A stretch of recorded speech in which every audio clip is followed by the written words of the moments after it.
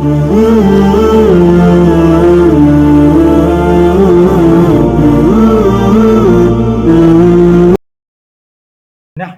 ونصلي ونسلم على رسوله الكريم اما بعد فاعوذ باللہ من الشیطان الرجیم بسم اللہ الرحمن الرحیم رب اشرح لی صدری ویسر لی امری واحلل عقدۃ من لسانی یفقہوا قولی صدق اللہ العظیم۔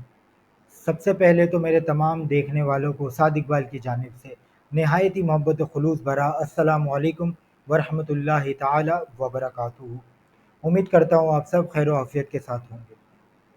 اللہ تبارک و تعالیٰ نے قرآن مجید فرقان حمید کے 21ویں پارے میں سورہ انفال میں ارشاد فرمایا کہ زمین پر فساد برپا کر دیا جائے گا۔ کیوں برپا کر دیا جائے گا؟ اس کے پیچھے ریزن کیا ہوگا؟ کب برپا ہوگا؟ تو آگے ارشاد فرمایا کہ لوگوں کے اپنے ہاتھوں کی کمائی کی وجہ سے یہ جو فساد برپا ہوگا اس کو لوگ خود کمائیں گے اپنے برے اعمال کی وجہ سے۔ اور اس فساد کی ایک صورت زلزلہ بھی ہے، ارتھ کوئک۔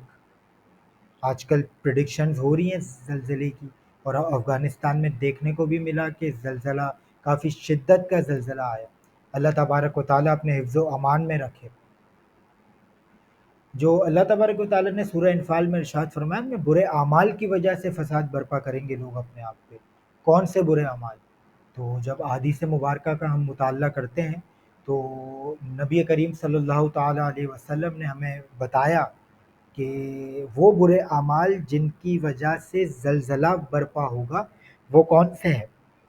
نبی کریم صلی اللہ تعالیٰ علیہ وسلم نے بخاری شریف کے حدیث مبارک اس میں ارشاد فرمایا کہ 4 وجوہات کی وجہ سے، 4 برے اعمال کی وجہ سے زمین پر زلزلہ برپا ہوگا۔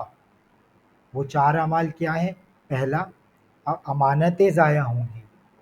دوسرا، گانے بازوں کی کثرت ہوگی۔ تیسرا، زنا عام ہو جائے گا۔ اور چوتھا، حرج بڑھ جائے گا۔ صحابہ کرام نے عرض کی یا رسول اللہ حرج کیا چیز ہے؟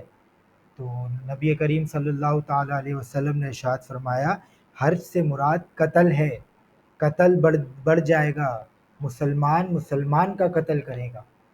اور آج دیکھ لیں جو 4 وجوہات بتائیں، جو 4 برے اعمال بتائے اللہ تبارک و تعالیٰ کے نبی صلی اللہ تعالیٰ علیہ وسلم نے، کیا ہم ان میں گرفتار نہیں؟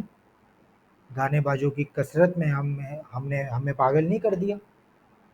زنا عام نہیں ہو گیا ہمارے معاشرے میں؟ زنا کی بھی اقسام ہے، کانوں کا زنا، زبان کا زنا، آنکھوں کا زنا، ہاتھوں کا زنا۔ کیا ہم کسی نہ کسی صورت میں زنا میں مبتلا نہیں ہو چکے؟ کیا امانت سے ہم سے سنبھالی جاتی ہیں؟ اور قتل کے بارے میں تو ہر روز دن میں کئی مرتبہ یہ سننے کو ملتا ہے کہ چوری کے دوران، ڈکیتی کے دوران فلاں نے مزاحمت کی اور وہ اپنی جان سے ہاتھ دھو بیٹھا۔ چند روپوں کی خاطر، چند روپوں کے فون کی خاطر کسی کو قتل کر دیا جاتا ہے۔ یہ برے اعمال، یہ ہمارے اعمال، یہ ہمارے کرتوت زلزلے کا باعث بنتے ہیں۔ اللہ تبارک و تعالیٰ نے قرآن مجید میں جو ارشاد فرمایا نا، زلزلے کے ٹاپک پہ پوری سورت جو نازل فرمائی، سورہ زلزال، اس کی ابتدا میں اللہ تبارک و تعالیٰ نے ارشاد فرمایا کہ جب زمین ہلا دی جائے گی، زمین اپنے اندر کے بوجھ کو نکال پھینکے گی۔ یہ جو ذکر ہے وہ آخری زلزلے کا ہے۔ آخری زلزلہ کون سا؟ جو قیامت سے پہلے آئے گا۔ لیکن جب ہم احادیث مبارکہ کا مطالعہ کرتے ہیں تو ہمیں یہ معلوم ہوتا ہے کہ جب آخری زلزلہ آئے گا تو اس سے پہلے بھی کئی زلزلے آئیں گے اور خطرناک زلزلے آئیں گے۔ حدیث مبارکہ میں یہ صاف طور پہ لکھا ہے کہ 3 بڑے زلزلے آئیں گے قیامت سے پہلے۔ ایک عرب میں آئے گا، عرب کی سرزمین پہ زلزلہ آئے گا۔ ایک ایسٹ میں آئے گا، ایک ویسٹ میں آئے گا، جس سے ہزاروں نہیں لاکھوں کی تعداد میں اموات ہوں گی اور وہ بہت خطرناک ہوگی۔ تو جو برے اعمال کی نشاندہی ہمارے نبی نے کی، کیا ہم اس سے بچنے کی کوشش کرتے ہیں؟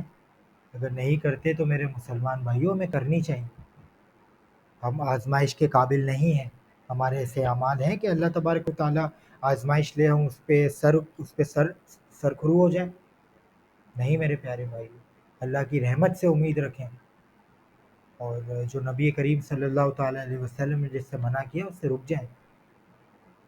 امانت میں خیانات یہ مسلمانوں کو زیب نہیں دیتا، زمین پر اتنا قتل اتنا فساد یہ مسلمانوں کا شیوا نہیں ہے۔ مسلمان تو وہ ہے جس کی زبان اعمال سے دوسرا مسلمان محفوظ رہے، اور آج ہم کیا کر رہے ہیں؟ جاگیے، غفلت کی نیند سے جاگیے، جو یہ دنیا کی عیاشیوں نے ہماری آنکھوں پہ پردہ ڈال دیا، اس پردے کو ہٹائیے، آنکھیں کھولیے، بیدار ہو جائیے، ورنہ وہ دن دور نہیں ہے کہ زمین ہلا دی جائے گی اور ہم اس کے اندر دھسا دیے جائیں گے۔